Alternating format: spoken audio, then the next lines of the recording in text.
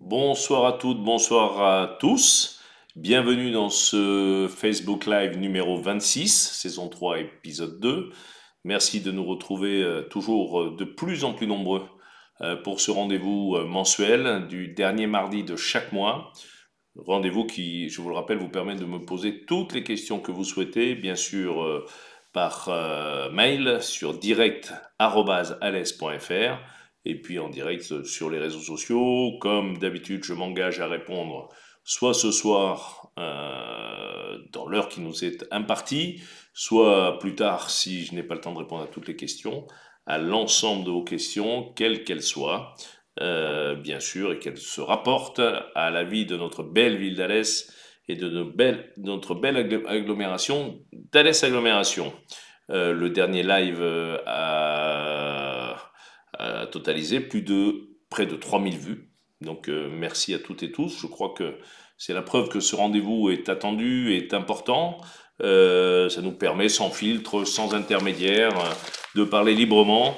Mais je le redis, ça n'exclut pas non plus toutes les autres rencontres que nous avons, les réunions diverses et variées, et puis les réunions de quartier, puisque ce jeudi, nous serons au quartier des Prérasclos et du Bas-Brésil pour la nouvelle réunion de quartier, dès 8 heures le matin jusqu'à jusqu'à plus soif, hein, jusqu'à ce que tout le tour soit fait. Et je le redis aux habitants des quartiers, venez nous rencontrer, Max Roustan et moi-même, dans le petit bus qui va sillonner les rues de votre quartier avec des points de rendez-vous. Vous avez dû recevoir dans votre boîte aux lettres. Sinon, bien sûr, sur le site alès.fr, vous avez le parcours, des heures approximatives et des points de rendez-vous. Mais surtout, nous passons, faites-nous un petit signe, nous nous arrêtons. Nous sommes accompagnés des services concernés par les problématiques de chaque quartier.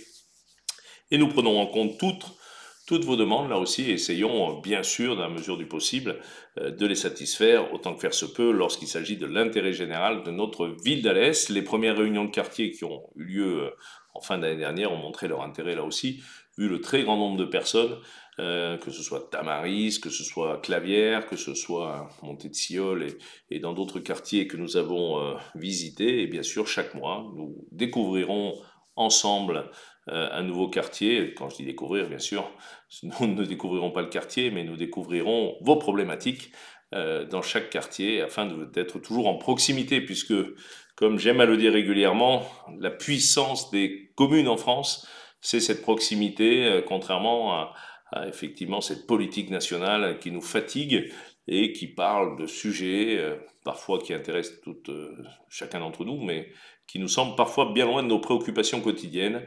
Et l'avantage des communes et des élus de proximité, c'est bien sûr de pouvoir régler les problématiques du quotidien.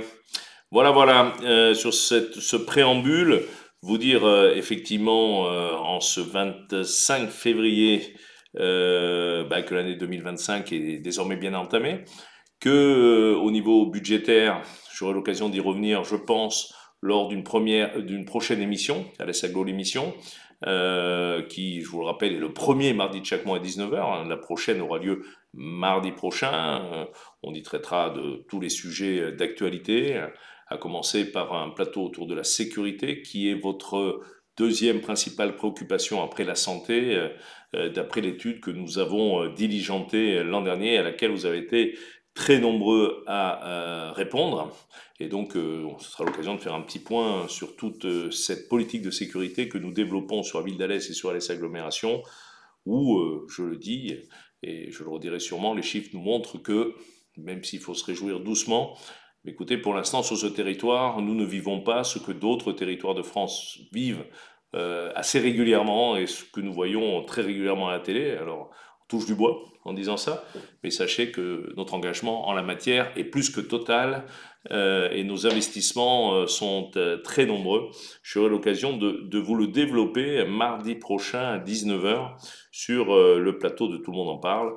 Dans Alès Aglo, l'émission que vous pourrez retrouver, hein, comme c'est Facebook Live, par la suite sur le site alès.fr, sur le YouTube, et qui nous permet là aussi, je le dis, de découvrir des talents du territoire, découvrir des belles expériences, des belles entreprises qui font le territoire d'Alès Agglomération, de temps en temps une recette, du cru, donnée par un chef cuisinier. Voilà, c'est une émission de la qualité de vie et donc le prochain numéro. Donc je vous disais, nous sommes dans les semaines de préparation budgétaire pour la ville d'agglomération. Nous avons tenu la semaine dernière les débats d'orientation budgétaire qui ont lieu dans les 2 mois précédant le vote du budget, qui a été l'occasion, et comme je vous l'ai dit, j'y reviendrai, de faire un point sur la situation financière de nos territoires, aussi bien de la ville que de l'agglomération, avec les difficultés à attendre vu la situation nationale sur les finances publiques, vu la loi de finances qui est enfin votée et qui nous permet d'avoir une petite visibilité sur les prochains mois, voire les prochaines années, et qui, vous le savez, nous contraint, les collectivités, toujours un peu plus, à mon grand désarroi, et celui de beaucoup d'élus locaux, puisque cette position est partagée, vous le savez, par beaucoup de maires et de présidents d'intercommunalités, aussi bien dans l'agglo d'Alès que partout en France, parce que nous ne sommes pas responsables du déficit national de plus de 3 000 milliards d'euros. Nous gérons notre propre déficit d'investissement que nous remboursons nous-mêmes chaque année. Ce n'est pas le contribuable national qui rembourse ces petites dettes locales. Et donc, par contre, je le dis, je le redis, c'est ici, c'est dans les mairies, dans les intercommunalités, que nous gérons le quotidien de l'école, aux mobilités, au développement économique, au développement durable, à la culture, au sport, à l'école, à l'éclairage public, à la sécurité. Voilà, toutes ces politiques publiques qui font la qualité de vie, ce sont nous qui les portons avec les budgets qui nous sont mis à disposition, les moyens qui sont mis à disposition et les choix politiques que nous faisons. Donc nous voterons début avril, comme la loi nous le permet, ces budgets 2025 pour la ville puis pour l'agglomération.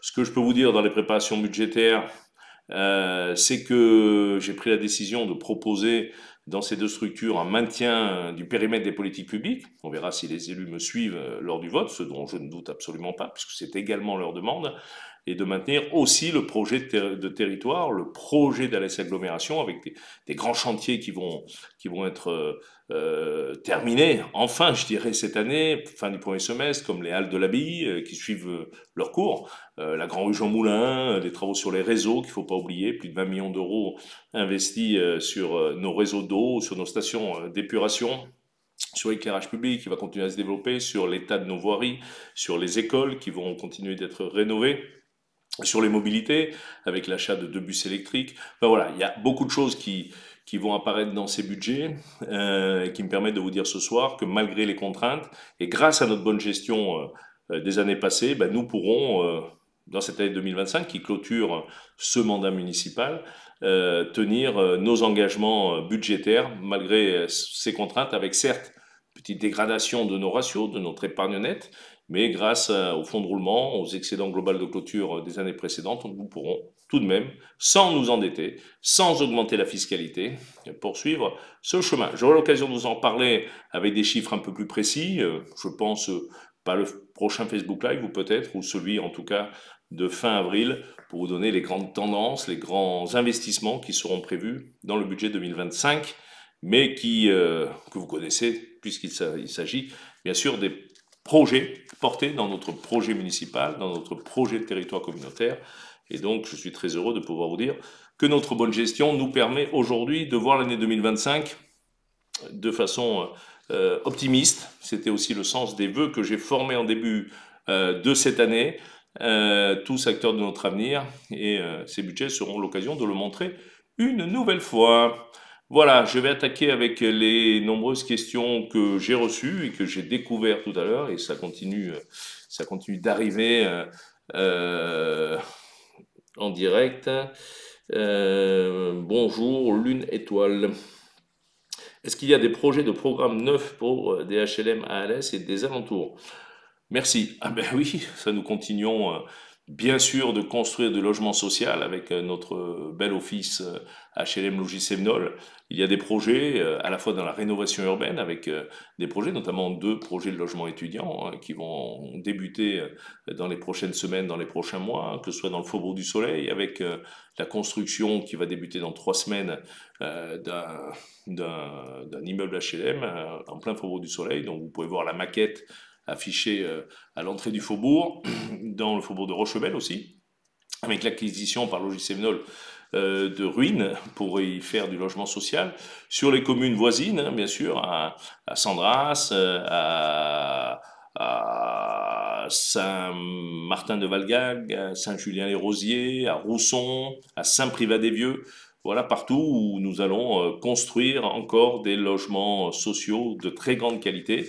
Et donc, toutes ces constructions sont en cours. Et là aussi, malgré les contraintes financières sur les offices HLM, hein, puisque vous savez qu'avec l'augmentation conséquente du livret A, hein, qui finance, vous le savez, le livret A, toute notre épargne que nous mettons sur le livret A, finance le logement social, et les taux d'emprunt qui sont fixés pour les organismes comme Logis-Sévenol sont fonction de taux de rémunération. Donc nous, particuliers, on a un taux de rémunération de livret A qui a augmenté, mais nous, office HLM, nous avons des taux d'emprunt qui ont augmenté. Et donc ça a quand même des conséquences très importantes sur nos finances.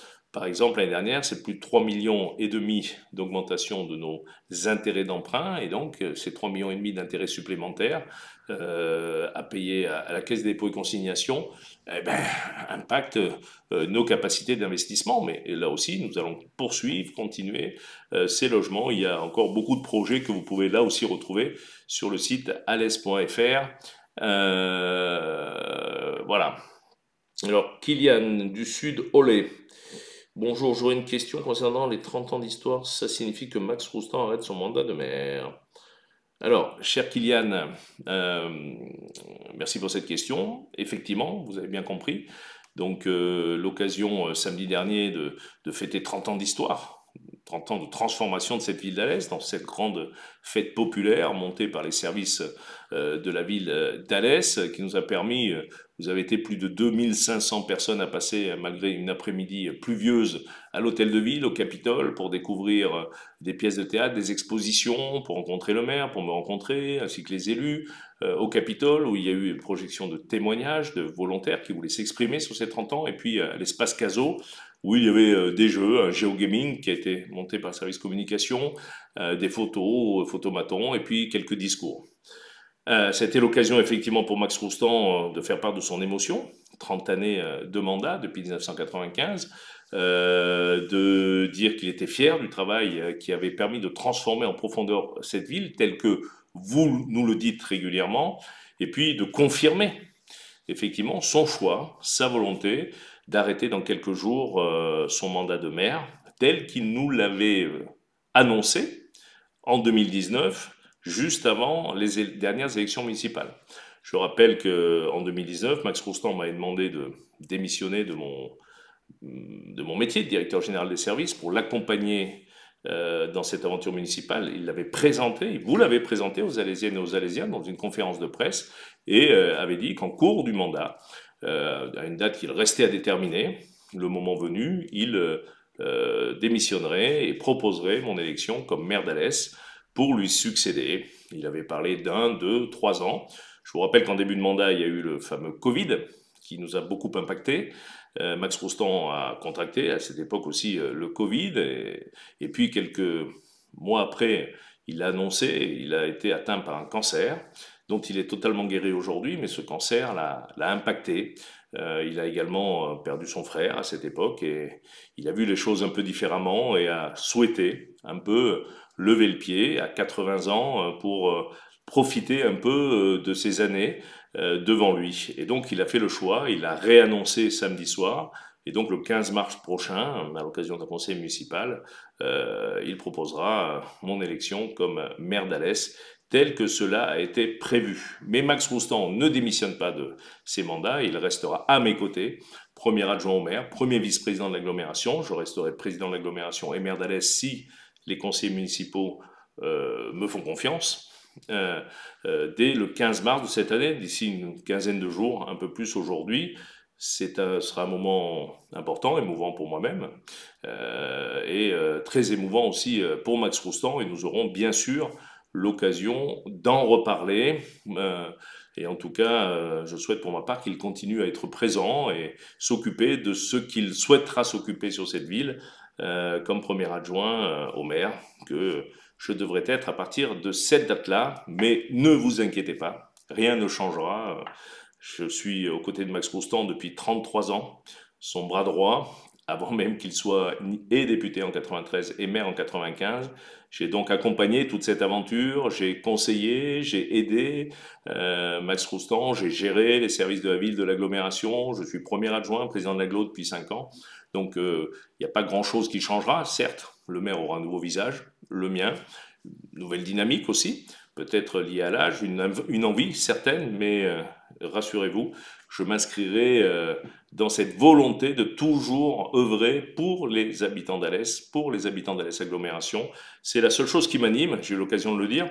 J'aurais pu faire carrière ailleurs qu'Alès, mais j'aime cette ville, du fond du cœur. Mes enfants y sont nés. Mon petit-fils va y naître dans quelques mois maintenant. Et cette ville est pour moi à la fois quelque chose d'extraordinaire dans laquelle je veux continuer à donner mon énergie et mon travail. Et donc, voilà, vous pouvez compter sur moi pour poursuivre l'œuvre avec beaucoup de projets, à la fois à terminer, mais à la fois aussi pour les années prochaines et pour répondre aux nouveaux défis qui se présentent pour nos territoires, les territoires à taille humaine, pour continuer d'y faire l'espace du bien vivre, continuer à développer l'emploi, continuer à développer la sécurité, continuer à développer la santé, continuer à développer la culture, le sport. Et c'est tout ça que je vais m'atteler nuit et jour, comme je le fais depuis 30 ans aujourd'hui, dans différents postes, comme directeur de cabinet, comme directeur général des services, comme premier adjoint, comme président de l'agglomération et demain comme maire-président.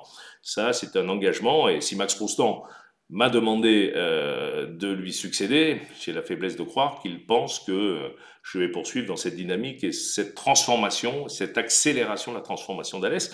Je le dis, et comme il l'a dit, que notre plus grande fierté, c'est la dynamique démographique, désormais de l'agglomération, et qui va continuer, parce qu'ici, c'est l'espace du bien vivre. Tout n'y est pas parfait, il y a plein de choses encore à régler, et j'entends tout ce qu'on me dit sur le terrain, beaucoup de travaux, des difficultés de stationnement, de la circulation sur la rocade, de la vitesse en ville, des besoins d'infrastructure, et tout ça, nous y travaillons, j'y travaille quotidiennement avec les services municipaux, avec les élus de la ville, de l'agglomération, et donc soyez rassurés sur tout ça, mon envie de continuer à travailler la qualité de vie, la qualité de ville est chevillée au corps, et voilà, donc écoutez, c'est une nouvelle page qui s'ouvre.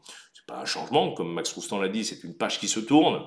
Ce n'est pas un livre qui se referme, parce que il nous reste encore beaucoup d'années à vivre ensemble pour, je l'espère en tout cas, et en tout cas c'est ma motivation, le plus grand bien de chacun d'entre vous, de vous toutes et de vous tous. Voilà mon cher Kylian, merci de ça. Ok, donc ce sera vous le maire d'Alès. Oui, à partir du 15 mars, je devrais, enfin je ne veux pas vendre la peau de l'ours, enfin il ne devrait pas y avoir de souci en conseil municipal puisque nous avons une large majorité, donc devrais être le nouveau maire d'Alès à partir du 15 mars prochain. Et Max Roustan, mon premier adjoint. Benjamin Villanueva, bonjour. Quelle subvention peut-on prétendre sur les installations sportives, amélioration du stade de foot, passage du pelousé au synthétique? Cher Benjamin, je ne comprends pas trop votre question. Est-ce que c'est la ville? Quelle subvention on peut avoir à la ville pour prétendre à des installations, puisque c'est la ville ou l'agglomération qui porte ces investissements?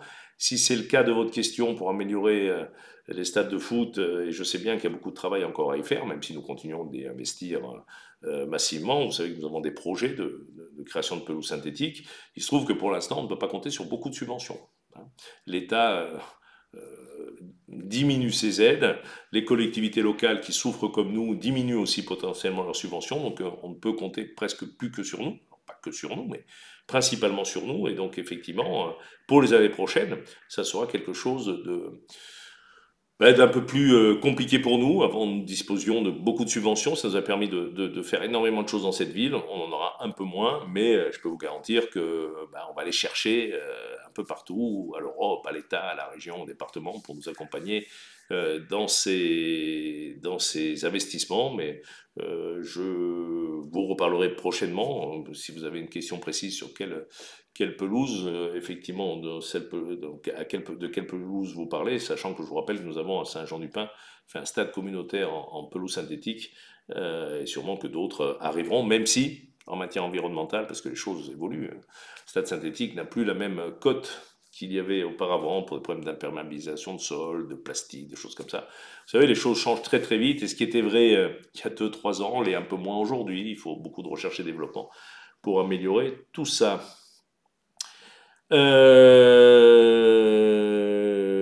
Question, voilà. Donc ça c'est bon sur ces questions qui arrivent. Je vous en remercie. Autre question que nous avons reçue aujourd'hui de Richard par mail. Bonjour Monsieur Rivinck. Bonjour Richard. On parle encore une fois de la pollution de l'eau. J'essaie de me renseigner pour avoir des informations fiables plutôt que les on-dit. Vous avez raison, mais c'est assez complexe. Vous avez aussi raison. Vous en parlez souvent. Que pensez? Merci d'avance pour vos éclaircissements. Alors, cher Richard, je me doutais qu'il y aurait des questions où ça arrive de partout, c'est bien. Je vais répondre à toutes les questions, ne vous inquiétez pas. Mais ça, c'est une question aussi majeure parce qu'on parle de santé et d'adduction d'eau. Donc, je vais essayer d'être très précis et court parce qu'il faut beaucoup de temps pour répondre à cette question clairement. Tous les mots ayant un sens, je vais vous répondre avec des mots choisis, des mots précis, pour éviter toute mauvaise interprétation. La première, c'est que vous pouvez regarder la dernière LS Aglo, l'émission, hein, sur les réseaux YouTube. Il y a tout un plateau qui dure une trentaine de minutes, certes c'est assez long, sur l'eau, avec, j'étais accompagné de mon directeur de la Réal, émission pendant laquelle nous répondons à tous les enjeux de l'eau. D'accord ? Tous les enjeux qui sont en matière de fuite, en matière de qualité de l'eau, en matière d'extension des réseaux, en matière de recherche de ressources, de protection de la ressource, de stations d'épuration. C'est quelque chose d'énormissime, c'est plus de 300 millions d'euros qu'il faudra faire sur 10 ans à investir pour répondre à ces demandes, à ces exigences en matière de réglementation, hein, 300 millions d'euros qui vont être financés pour partie par l'agence de l'eau, par le département, et qui vont aussi être payés par nos factures d'eau, et c'est pour ça que je suis très prudent en la matière. Mais ce dont on parle en ce moment, de façon parfois d'ailleurs très très polémique et très mensongère de la part de certains, mais je ne les citerai pas ce soir, c'est au sujet de ce qu'on appelle les PFAS. Les PFAS, des perfluorofluoroacides, qui sont des molécules qui ont été créées par l'homme. Il y a plus de 6000 PFAS qui ont été créés dans le monde, et certains d'entre eux semblent être très dangereux. Alors c'est pas moi qui le dis, ce sont les études. C'est la raison pour laquelle, il y a quelques années, l'Europe a édicté une directive européenne pour interdire la fabrication, l'utilisation de 20 de ces PFAS, alors principalement ce qu'on appelle les PFOA ou les PFOS. Vous savez, c'est notamment celles et ceux qui sont dans des revêtements anti-adhésifs, qui sont dans des produits, dans des vêtements, dans des mousses anti-feu, des choses comme ça, qui ont été, pour le coup, identifiées comme étant des cancérigènes potentiels, dont certains fortement. Ces 20 PFAS-là, doivent être recherchés dans l'eau potable, au robinet de chacun d'entre nous, dans toute la France, à compter du 1er janvier 2026, l'année prochaine, et la concentration de ces 20 PFAS très dangereux ou très dangereux, d'après la science, ne doit pas excéder 0,1 microgramme. Alors microgramme, c'est 1 millionième de gramme. 0,1 microgramme par litre d'eau. Donc il se trouve qu'il y a plusieurs mois déjà, bien avant qu'on en parle, c'était en 2023, j'avais demandé au service de rechercher par avance, avant la loi de 2026, avant le 1er janvier 2026, la concentration de ces PFAS dans tous les pompages de l'agglomération. Plus de 80, c'est énorme. Sur l'agglomération, depuis que nous avons pris la compétence de l'eau potable en 1er janvier 2020, nous gérons, et je dois gérer avec les services, plus de 80 captages, réservoirs de tête d'eau. Donc j'ai fait faire, et ça coûte très cher, mais il faut le faire, ces analyses. Ce que je peux vous dire, je dois l'avoir sur mon bureau d'ailleurs, ce que je peux vous dire, c'est que dans aucun de ces 80 sites, aucun, zéro, nous n'avons trouvé, le laboratoire agréé COFAS, donc agréé par les ministères, hein, c'est pas l'aglo qui a analysé, c'est des laboratoires spécialisés, dans aucun des pompages d'Alès Agglomération, nous avons trouvé ces fameux 20 PFAS en concentration supérieure à 0,1 microgramme. Il y a un endroit où on arrive à la moitié de ces 0,1, c'est-à-dire on est à 0,05 microgrammes. Tout le reste, plus de la moitié, il y a 0 pifas parmi ces 20 pifas, et donc je peux vous affirmer que d'après ces analyses, que je cherche, que je ne retrouve pas, parce qu'il suffirait que je les cherche, et je n'ai pas, mais enfin, de toute façon, je l'ai publié, je vais le republier, il n'y a aucune ressource, aucun puits de l'agglomération qui ne renferme plus de 0,1 microgramme de ces 20 pifas. Donc, à titre de ces 20 pifas, notre eau est parfaitement conforme pour la santé humaine, je l'affirme, parce que ce sont des laboratoires indépendants et agréés qui l'ont dit. Et nous allons continuer à analyser cette eau régulièrement, tant que la loi le nécessite et l'oblige, et c'est une bonne chose, puisque vous le savez, la santé de nos concitoyens est ma principale préoccupation. J'avais d'ailleurs saisi en son temps l'ANSES, le ministère de la Santé, l'ARS, pour leur demander de faire des analyses épidémiologiques sur les dangers de ces PFAS. Pourquoi? Parce qu'il y a un de ces PFAS, en plus des 20, sur les 6000, qui s'appelle les TFA. Les TFA étaient, vous le savez, fabriqués à Salindre. Et là, il se dit tout et n'importe quoi sur ces TFA, et notamment sur leur dangerosité, sur leurs choses comme ça, qui, de par certains, mettent beaucoup d'inquiétude, ce que je comprends, dans la population quand on raconte des balivernes. En l'occurrence, concernant les TFA, les produits à Salindre, il est évident, et personne ne l'a jamais nié, puisque là aussi, j'ai lancé bien avant que des associations comme Génération Future ou autres révèlent cela, de rechercher ces TFA. Et effectivement, il y a en aval de Salindre, sur le Gardon aval, au moment où l'Avenne rejoint le Gardon, donc c'est les communes autour de Vézénobres, autour de Brignon, de Boucoiran, de Ners, dont l'eau distribuée est pompée à différents points du Gardon. Donc nous avons trouvé des TFA dans ces pompages-là. Alors après, il faut savoir de quoi on parle. Et donc les TFA, il faut savoir qu'aujourd'hui, c'est pas Christophe Rivin qui le dit, c'est la science. À l'heure où nous parlons, rien ne dit de manière scientifique, malgré toutes les études lancées dans le monde, que ces TFA sont dangereux pour la santé, parce que ce sont des PFAS à chaîne carbonée courte. Ça, ce sont les scientifiques qui le disent. Toutefois, par précaution, j'ai demandé quand même d'aller un peu plus loin et de mesurer cela. Il se trouve que le ministère de la Santé, j'espère retrouver, a publié, et là vous pouvez y aller, je dois l'avoir, a publié sur son site, voilà, donc c'est santé.gouv.fr, vous pouvez vous y rendre, dans le paragraphe concernant les TFA, cette phrase-là, que je vais vous lire in extenso, en fixant une valeur sanitaire indicative pour les TFA, indicative de 60 microgrammes par litre. Pour les 20 PFAS, 0,1 microgrammes par litre. Pour le TFA, valeur indicative sanitaire, 60 microgrammes par litre. 60 microgrammes par litre. Il est noté sur le site du ministère de la Santé. Et je lis, je ne fais pas de commentaires, je ne dis pas c'est vrai, c'est faux, je vous lis ce qui est marqué sur le site du ministère de la Santé. Cette valeur correspond à une concentration tolérable à vie, dérivée scientifiquement, en dessous de laquelle, selon les données disponibles, aucun effet nocif sur la santé n'est à prévoir. Ce qui veut dire que le ministère de la Santé écrit sur son site qu'au-dessous de ce seuil de 60 microgrammes qui a été fixé à l'identique de ce qui est fixé en Allemagne, il n'y a pas, à l'état actuel des connaissances scientifiques, de danger pour la santé.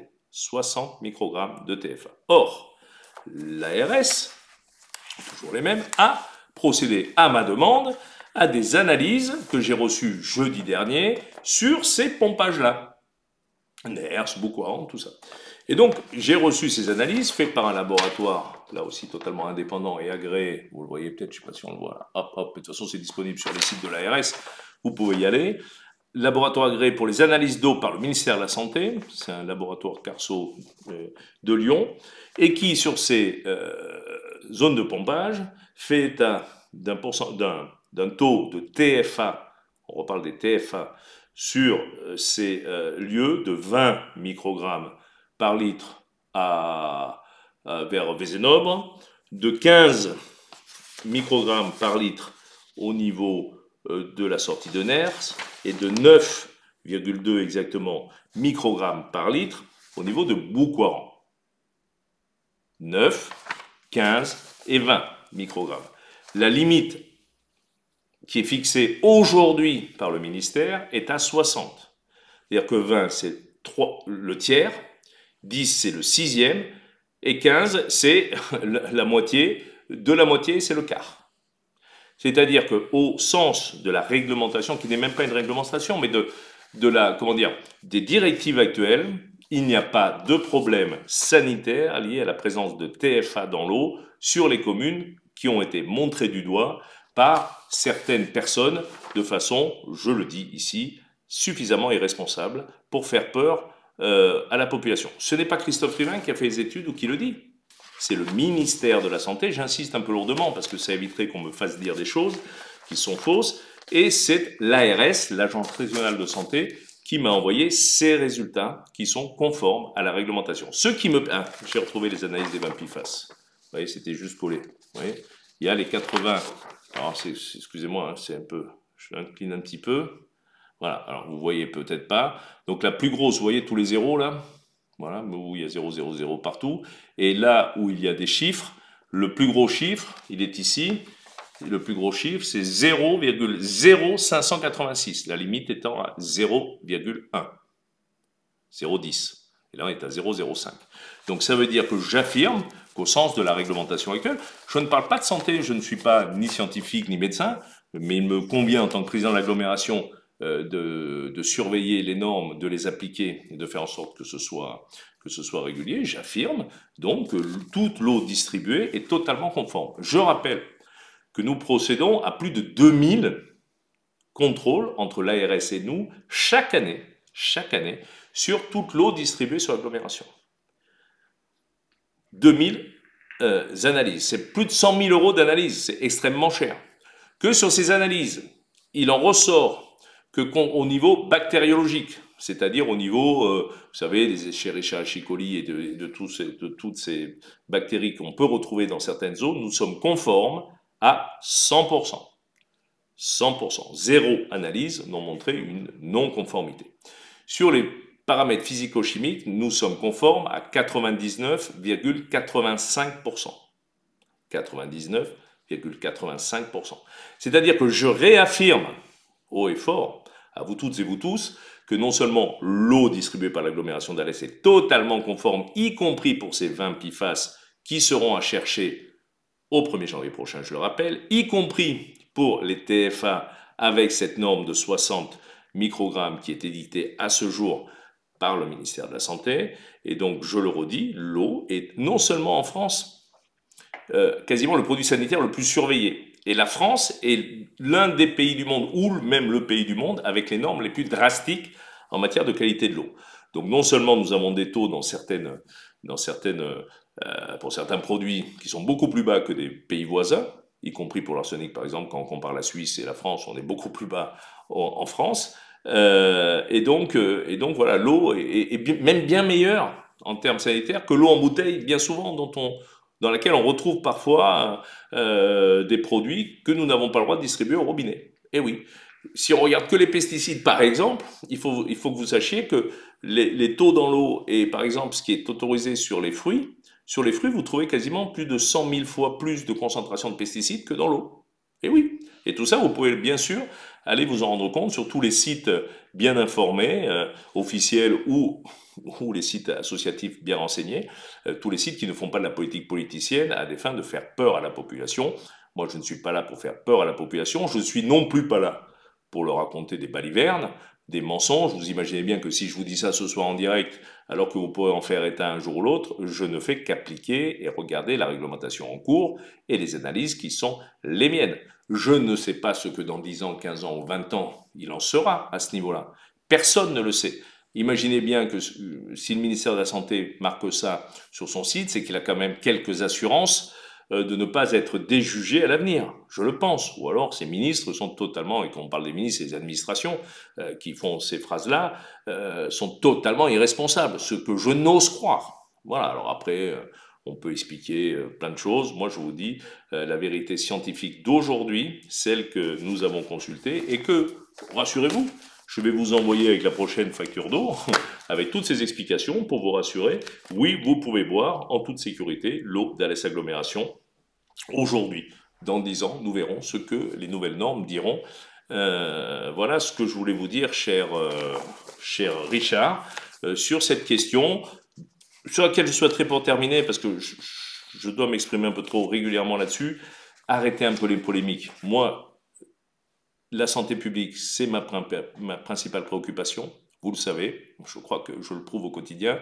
J'ai anticipé, bien avant les lois, bien avant même les publications d'associations comme Génération Future, la surveillance de notre eau, parce que la sécurité sanitaire est essentielle pour moi. Je vous l'ai dit, les yeux dans les yeux. Toute autre position est mensongère, et polémique, et stupide. Voilà.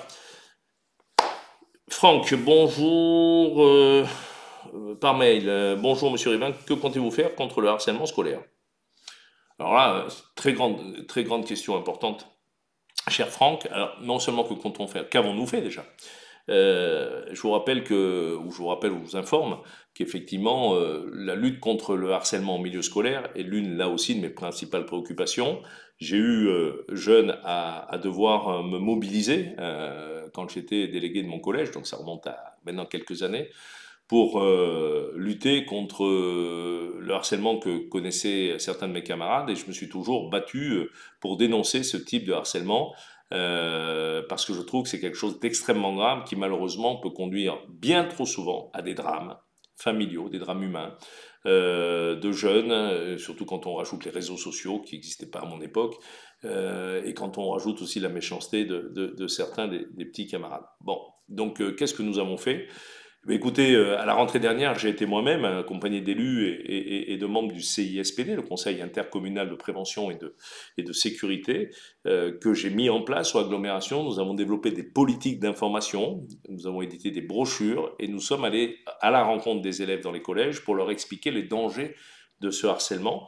Et nous sommes hyper vigilants avec l'éducation nationale, bien sûr, dans le cadre de ces CISPD, auxquels participe entre autres l'éducation nationale, pour agir rapidement là où nous avons connaissance d'un fait, avec les pouvoirs qui sont les miens, hein, c'est-à-dire que je suis ni juge, ni policier, ni proviseur de lycée, mais en tant que président de l'agglomération et demain maire d'Alès, j'userai de toute ma faculté et de mes moyens pour aider la jeunesse à passer cet état des lieux. Et j'en profite pour vous le dire d'ailleurs, comme j'ai déjà eu l'occasion de le dire, que je lancerai d'ici quelques semaines ou quelques mois des ateliers de la jeunesse, tels que je m'étais engagé l'an dernier, qui vont durer sur 2 ans et demi, des moments de rencontre, des moments de partage de connaissances avec tous les acteurs de la jeunesse, bien sûr les jeunes, mais aussi les adultes, les parents, les familles, les enseignants, pour essayer de travailler ensemble. Alors pas un énième projet jeune. Moi, je sais ce que veulent les jeunes parce qu'ils me parlent aussi dans la rue. On n'en est pas là. C'est comment aujourd'hui être jeune à Alès et vouloir y construire sa vie. Et c'est ce que nous avons travaillé parce que vous le savez, comme je le dis aussi là-dessus, la jeunesse est un état passager. Nous avons été jeunes, j'espère l'être encore un peu, même si j'avance dans l'âge. Nous avons connu cet état pas très facile à vivre. Quand on est jeune, qu'on cherche sa formation, son métier, sa famille, qu'on cherche son positionnement par rapport à ses parents, à son employeur demain, à créer son entreprise, c'est un état très difficile psychologiquement à vivre. Et nous avons été un certain nombre à avoir des difficultés psychologiques. Et donc ça, il faut arriver à accompagner ce passage. Et puis deuxièmement, ce que j'ai dit aussi dans ces états pour lancer ces ateliers de la jeunesse, c'est que, vous savez, l'un des principaux problèmes de la jeunesse, c'est qu'elle vit entre elles. Les jeunes vivent souvent avec les jeunes, moins avec les adultes. Et donc, ils connaissent moins, peut-être, que celles et ceux qui travaillent, bien que certains encore jeunes, la rencontre avec d'autres parties de la population. Et donc, ce passage, cette espèce de, comment dire, oui, de passage entre cet âge de la jeunesse et cet âge où on devient soit chef de famille, soit travailleur, et qu'on commence à côtoyer des moins jeunes, mais aussi peut-être des plus jeunes, et qu'on se met dans la société. C'est quelque chose aussi de compliqué qu'il nous faut accompagner avec toutes les problématiques sur la santé mentale de la jeunesse que nous avons signé par exemple dans le quatrième contrat local de santé. Voilà, il y a énormément de choses à faire. Alors je ne veux pas dire aux jeunes ce qu'ils doivent faire. La jeunesse doit aussi se chercher, se trouver et décider ce qui est bon pour elle-même. Ce n'est pas à moi de leur dire. Être jeune dans les années 80 n'est pas pareil qu'être jeune dans les années 2020. Hein, j'ai moi-même des enfants qui ont 30 ans, mon fils avait 31 ans hier, ma fille a 28 ans, donc ils ont connu cette jeunesse, cette adolescence, je les ai vus grandir, je les ai vus passer à l'âge adulte, je les ai vus étudier, je les ai vus maintenant travailler, maintenant être parents à leur tour, et tout ça, nous devrons créer les conditions de leur rendre la vie plus facile, et en tout cas la vie sur le territoire d'Alès Agglomération plus heureuse. Voilà, donc ça sera beaucoup de travail et le harcèlement en milieu scolaire en fait partie, comme la sécurisation, comme la formation. Voilà, j'ai plein d'ambitions pour ces ateliers et je vous le dis une fois de plus, ils vont pas se faire en 2 mois, en 3 mois, en 6 mois. Et même s'il y a des élections l'année prochaine, je ne compte pas du tout m'arrêter aux ces élections. Je pense que c'est peut-être 1 an et demi, 2 ans de travail avec toutes celles et ceux qui voudront bien travailler pour ensemble écoutez, réfléchir à cet état passager qui est un état merveilleux et qu'il faut valoriser pour tous les jeunes. Voilà mon cher, voilà, ça a disparu, mon cher Franck. Alors, Clément Fernandez, bonsoir Christophe, des nouvelles du marché de l'abbaye. Ben écoutez, j'y étais encore ce midi, je suis passé visiter le chantier comme régulièrement. Ce que je peux vous dire, c'est que ça avance bien. Le parking avance très bien, la peinture a commencé au -3. Au niveau du -2, les renforcements sont en train de se terminer. Au niveau du -1 qui va suivre, les travaux de préparation sont terminés. Donc, ce qui est prévu pour le parking, c'est d'attaquer dès le mois de mars, donc dans quelques jours, enfin, d'amplifier la peinture pour livrer ce parking à la date prévue. Concernant le marché, là aussi, on a eu un petit souci avec un des fournisseurs qui est réglé. Nous avons pu compenser en inversant des lots, en faisant passer des entreprises avant d'autres pour ne pas perdre trop de temps. En ce moment, on est en train de placer les vitres sur la verrière qui était placée. Nous sommes en train de finir l'étanchéité du toit, de couler les dalles. Et donc, nous allons rentrer dans la phase d'aménagement intérieur où les bancs ont été coulés et où nous allons attaquer les finitions. Donc, ce qui est prévu, je vous le rappelle, c'est que d'ici mi-mai, fin mai, le marché soit livré aux futurs étaliers qui vont commencer à s'y installer pour ouvrir, et à l'heure où je vous parle, c'est encore confirmé, mi-juin, voilà, entre le 15 et le 21 juin, le marché de l'abbaye et le parking. Voilà, donc c'est compliqué, c'est un chantier très complexe, très compliqué, il faut y être présent tous les jours, mais on a des belles entreprises qui y travaillent et des ouvriers, techniciens et architectes très motivés. Voilà, donc je suis quasiment, il ne se passe pas une semaine sans que j'y aille 1 ou 2 fois pour m'assurer qu'on ne me raconte pas des balivernes ou des carabistouilles, comme disait l'autre, et préfère m'en rendre compte par moi-même. Xavier Aldon, bonjour. De plus en plus de monde sur la rocade. Est-il prévu à long terme un aménagement 2 fois 2 voies? Cher Xavier, c'est une question qu'on nous pose souvent. Alors, quelques mots d'information sur cette rocade. Oui, c'est vrai, on ne va pas se mentir, on le constate. Tout comme vous, il y a de plus en plus de monde. Alors, c'est lié à 2, 3 choses. Tout d'abord, une activité sur la rocade, bien sûr, mais surtout une augmentation de la population. Quand vous prenez 5000 habitants de plus en 5 ans, ça crée du trafic supplémentaire sur les routes. C'est pour ça aussi que je ne souhaite pas que, ad vitam aeternam, nous continuions à accueillir toujours plus de population, parce qu'il faut à un moment aussi gérer les gens qui sont là. Toutefois, sur la rocade, en fait, il y a beaucoup de propriétaires de la rocade. Et nous sommes très nombreux. Le département principalement, un peu la ville d'Alès, un peu l'État. Et donc il y a des endroits sur cette rocade où, comment dire, techniquement, mécaniquement, il est impossible de passer en 2 fois 2 voies. Pourquoi? Parce que quand elle a été construite dans les années 80, eh ben, elle a été faite pour une ville en perte de vitesse, une agglomération quasiment en voie de disparition, et donc elle a été mal dimensionnée. Et du coup, l'emprise à certains endroits sur la rocade n'est pas suffisante pour pouvoir faire sans expropriation. Je me vois mal aujourd'hui exproprier telle ou telle entreprise ou commerce en bord de rocade pour passer à 2 fois 2 voies. Toutefois, je suis en négociation depuis un certain nombre de temps avec les copropriétaires de cette rocade pour essayer de trouver des solutions pour accélérer tout cela. Mais techniquement, il y a beaucoup d'études qui sont faites.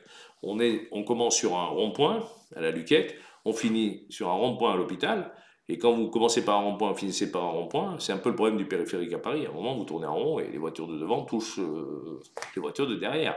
Et donc, à un moment, quand vous n'avez pas, vous savez, c'est l'entonnoir. Si vous avez mettez beaucoup d'eau en haut dans le cône, à la fin, si vous avez un petit trou comme ça, ben, ça passe plus difficilement. Et le problème, quand vous terminez sur des ronds-points, c'était la grande déception de l'arrivée de la 2x2 voies sur Alès, avec ce rond-point, dit rond-point de Renault, là, l'endroit au quai du Mas d'Ours. À l'époque, avec Max Roustan, nous avions dénoncé ce fait-là et on nous avait dit, mais attendez, avec le nombre de trafic, ça suffit largement d'arriver sur un rond-point. Et on voit aujourd'hui que ce n'est pas possible. Mais c'est trop tard, il n'y a que des entreprises de tous les côtés. Donc voilà, on va essayer d'améliorer, rassurez-vous, mais c'est très compliqué. C'est une des raisons pour laquelle, même si ça avait râlé, nous avions décidé de la passer à 50 km/h parce que en diminuant la vitesse, on augmente l'écoulement. Et oui, c'est mécanique, c'est la mécanique des fluides là aussi. Si vous passez tous à 120 km/h, ben vous allez plus vite dans le bouchon. En diminuant la vitesse, si chacun respecte la vitesse, arrive à ne pas s'arrêter au rond-point, mais à ralentir, à céder le passage, mais à ne pas s'arrêter, on arriverait à circuler beaucoup mieux. C'est aussi du civisme de conduire correctement, ni trop vite, ni trop lentement, et ne pas couper le flux de la circulation. Mais on en parlera dans un autre moment. Nous continuons à développer la rocade.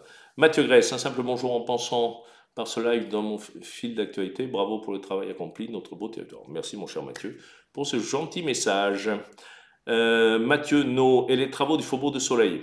Alors, cher Mathieu, je ne sais pas de quels travaux en particulier vous voulez parler. Si c'est les travaux de construction, dans quelques jours, début mars, vont débuter le premier coup de pioche du projet immobilier qui va se construire tout à côté de l'école, hein, en haut du Faubourg du Soleil. Et puis, les travaux d'aménagement vont débuter cette année, avec le parvis qui va être travaillé devant l'école, et puis petit à petit, nous allons retravailler les espaces publics du Faubourg du Soleil avec un sens unique qui va entrer vers la ville et un sens retour qui passera par Peloutier. Tous les travaux vont commencer incessamment, sous peu, pour essayer de tomber au moment où ça gêne moins la population. Mais c'est vrai que ces travaux commencent et une fois de plus, ça va faire un peu de chantier. Mais on essaie justement de gérer pour qu'il y ait le moins de perturbations possible. Mais c'est parti, tout comme Logis Sevenol qui a acheté un certain nombre de ruines, pour pas le dire, et qui va attaquer dans quelques mois la rénovation de ces ruines, et avec, je l'espère, les propriétaires privés qui vont continuer d'enchaîner cela. Enfin, concernant l'entrée du faubourg, vous savez que de part et d'autre, quand vous regardez du pont Vieux, le Faubourg du Soleil, les deux entrées de faubourg, les deux immeubles, nous les avons rachetés. Nous sommes propriétaires à 95%. Il nous reste un petit appartement acheté, mais le propriétaire est d'accord pour nous le céder. Et donc, il va y avoir ce qu'on appelle des appels d'offres. Ça s'appelle la manifestation d'intérêt pour que des promoteurs nous achètent ces emprises pour faire des immeubles. Et là aussi, ça va partir cette année, d'ici la fin de l'année 2025, ces lots seront attribués pour y réaliser des immeubles. Ça avance. Alors, les choses prennent beaucoup de temps dans notre pays, mais soyez sûr que nous y travaillons ardemment et les choses avancent.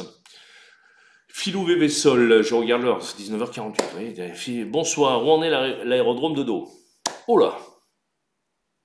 Écoutez, les choses sont en train de bouger. Voilà, il y a des réunions, je peux pas trop en parler ce soir, mais rassurez-vous. En tout cas, pour ma part, j'ai toujours dit que cet aérodrome de dos est un équipement important pour l'économie, pour la sécurité, pour la formation. J'ai aussi dit pour ma part, et je redis, que cet aérodrome, pardon, s'il devait ce que j'espère perdurer, ne devait pas être une gêne pour les habitants, notamment de Dau, mais pas que, hein, de Vézénôme, de Méjeanne, de Saint-Hilaire. Et donc, il faudrait de toute façon, et je m'engage en tout cas, s'il devait se poursuivre, mettre des modus operandi pour faire en sorte qu'il n'y ait pas de survol de dos, des choses comme ça. Donc, je l'ai dit à de nombreuses reprises, je le redis, la quasi-unanimité du Conseil communautaire est favorable au maintien de cet aérodrome. Beaucoup de chefs d'entreprise ont envie d'investir, donc il y aura sûrement des projets dont nous reparlerons, mais qui seront privés, en l'occurrence. Donc nous en reparlerons bientôt.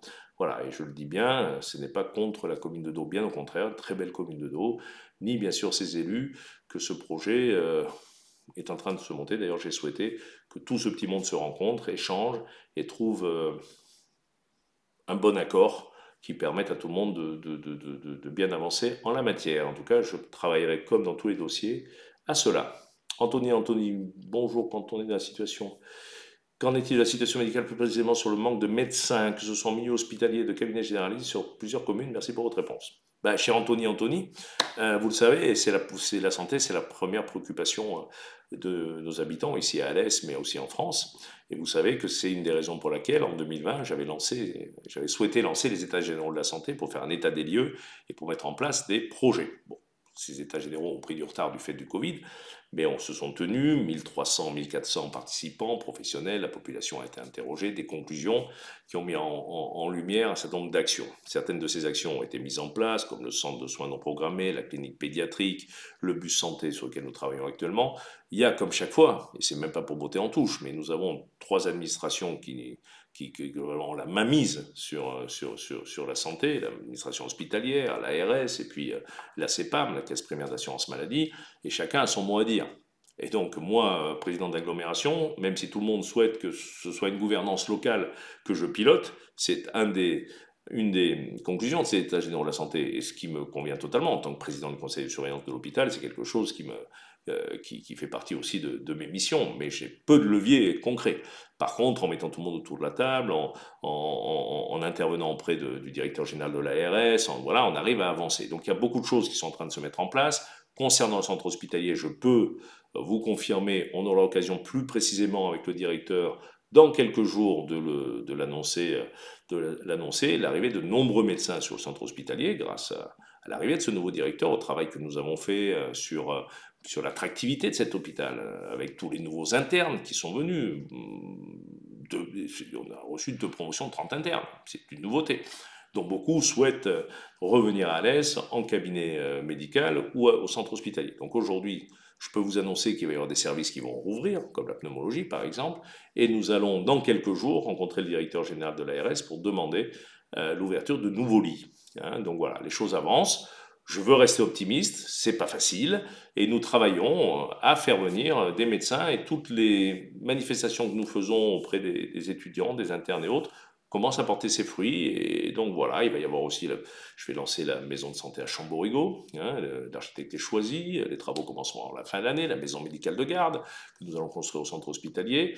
Voilà, il y a beaucoup de projets qui sont en cours, et je veux voir l'avenir avec optimisme, et je pense que quand le numerus clausus jouera son effet, nous retrouverons des médecins, que ce soit dans les urgences, dans tous les services de l'hôpital, et ce qu'on appelle la médecine en ville. Valérie David, au 52, voilà. Bonsoir, avez-vous pensé aux agents aide à domicile auxiliaire qui galèrent pour se garer pour aller chez nos bénéficiaires? Prévoir plus d'emplacements pour stationner. Alors je pense que c'est toujours Valérie David, rue Jean Moulin en particulier. Écoutez, comment vous dire?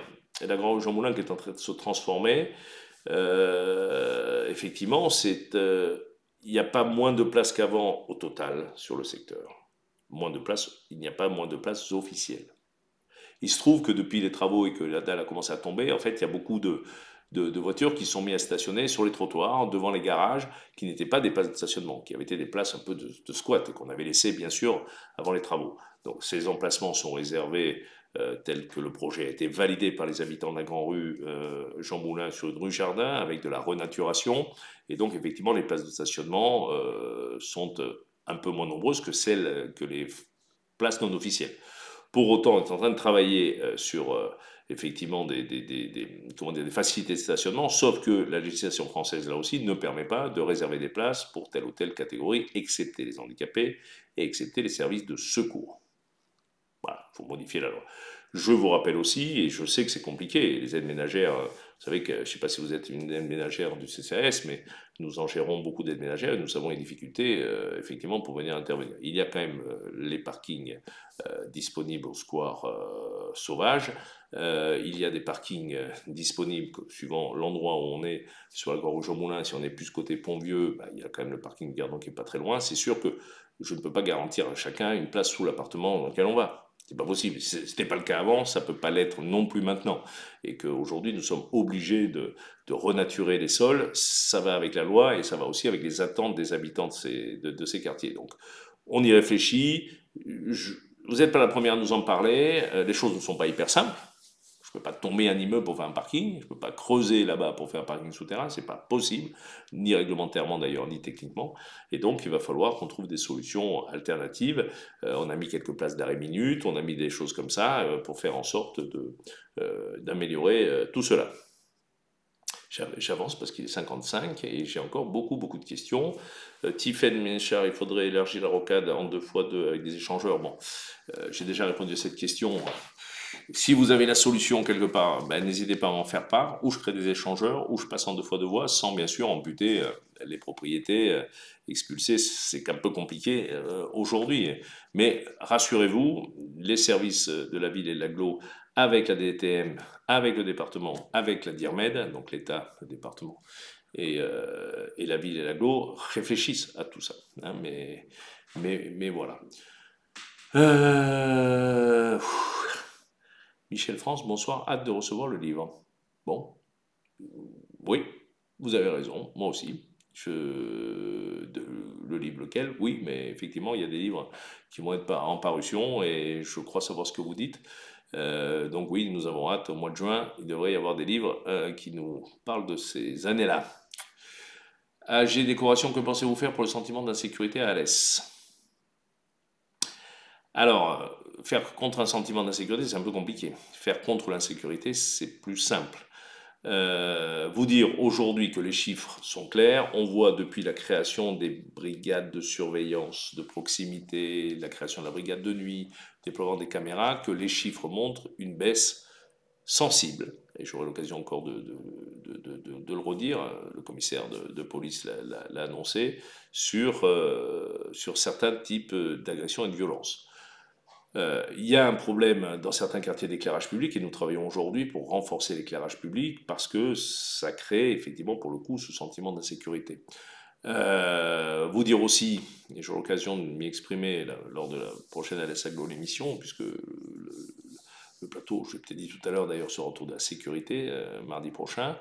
Vous dire tout ce qui est mis en place avec 100 fonctionnaires de police municipale qui patrouillent en ville, dans toute la ville, 8 policiers ruraux qui patrouillent dans toute l'agglo, plus de 200 caméras de vidéoprotection, 900 réquisitions par an par le parquet sur les caméras de vidéoprotection, une augmentation très importante de l'élucidation, c'est-à-dire ce qui nous permet après de trouver les auteurs de faits et les faire condamner par la justice. Donc tout ça progresse sensiblement. Lors de la dernière enquête que nous avons faite, il y a un ressenti d'amélioration de ce sentiment. Mais j'ai bien conscience que ça ne se décrète pas et que je ne vais pas vous dire que ça va mieux si vous ne le ressentez pas que ça va mieux. C'est ce qu'on appelle le sentiment. Moi, ce que je peux vous dire, c'est qu'en tout cas, c'est quasiment aujourd'hui la sécurité sur la ville d'Alès, c'est quasiment 10% de nos dépenses. C'est énorme. Quand on est arrivé, il y avait 5 policiers municipaux en 95, aujourd'hui ils sont une centaine. Et donc c'est beaucoup d'investissements, il faut beaucoup de moyens, et je crois qu'aujourd'hui nous sommes bien dimensionnés. C'est des voitures, c'est des vélos, des mobylettes, des motos, et je crois pouvoir vous dire aujourd'hui qu'en termes de faits réellement constatés, de plaintes déposées, écoutez, aujourd'hui on peut constater que les faits réels diminuent. Le sentiment, je ne peux pas le mesurer, c'est à chacun d'avoir ce sentiment d'insécurité ou de sécurité. Voilà, moi j'ai une autre perception, vous avez celle-là, et on va travailler pour essayer de vous rassurer. Et moi, je vous dis, vous pouvez être quand même rassuré globalement. La ville d'Alès est un peu protégée aujourd'hui quand on voit ce qui se passe dans d'autres villes, encore ce week-end, dans une ville que je ne citerai pas, parce qu'effectivement, demain, tout peut basculer, ici aussi. Je pense on est encore un peu protégé de tout ce que nous voyons à la télé, pourvu que ça dure. Et en tout cas, on fera tout pour continuer à ce que ça dure. Et vous pouvez ne pas douter une seconde de ma motivation aujourd'hui pour travailler sur la sécurité publique, comme sur la santé, comme sur la formation. Voilà, j'ai des choses qui sont comme sur l'économie, c'est quelque chose de très important pour moi. Donc on fait pour le mieux, tout n'est pas parfait, mais je crois que quand on se compare, on se rassure un peu. Ça ne veut pas dire qu'il faut s'arrêter, mais je peux vous garantir, en tout cas, j'en suis extrêmement motivé. Voilà, bonsoir, est-il prévu dans tous les projets de construction des logements handicapés? Bien sûr, chère Céline, dans tous les projets, il y a des logements qui sont réservés ou du moins adaptés pour les personnes handicapées. Ça va de soi, c'est non seulement une obligation, mais c'est une volonté aussi politique. Donc ça dépend, enfin ça dépend pas, mais suivant le type de handicap Il faut vous adresser notamment, je parle pour les logis Semnol, ce que en tant que vice-président, je connais mieux, mais même pour les logements privés, il y a de l'accessibilité, il y a des choses obligatoires. Heureusement, l'inclusivité, c'est quelque chose d'hyper important et tous les acteurs, dans les permis de construire que nous signons, nous nous assurons que tout ça est bien respecté. Voilà, il est 20 heures.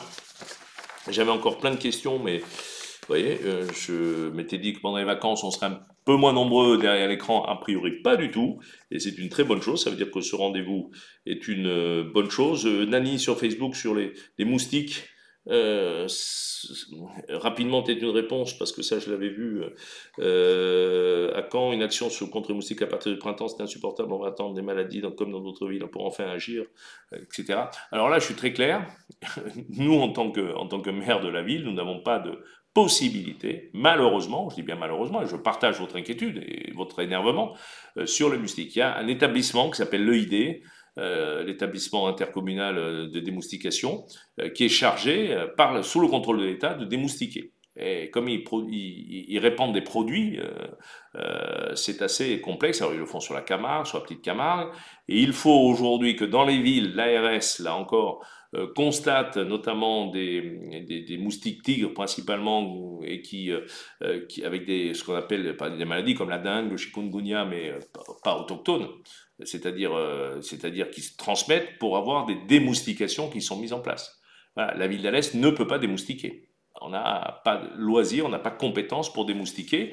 Le moustique fait partie de l'écosystème et c'est quelque chose qui est protégé. Alors on peut le regretter tout comme moi, parce que j'aimerais beaucoup avoir la possibilité d'aller mettre un peu de DDT ou autres produits pour démoustiquer, mais c'est malheureusement pas possible. Mais sachez que à chaque fois à l'EID, j'écris pour demander de lancer ces démoustications et c'est très compliqué. Par contre, s'il y a des cas autochtones de dengue ou de chikungunya ou de maladies transmises, dans ce cas-là, comme c'est arrivé sur un quartier il y a 2-3 ans, Tempéras pour ne pas le citer, il y a eu des moustications générales, voilà, mais les moustiques reviennent très vite. Voilà, je vais vraiment arrêter parce qu'il ne faut pas que je dépasse l'heure, et en plus mon ordinateur n'a quasiment plus de charge, donc il risque de tomber en rade.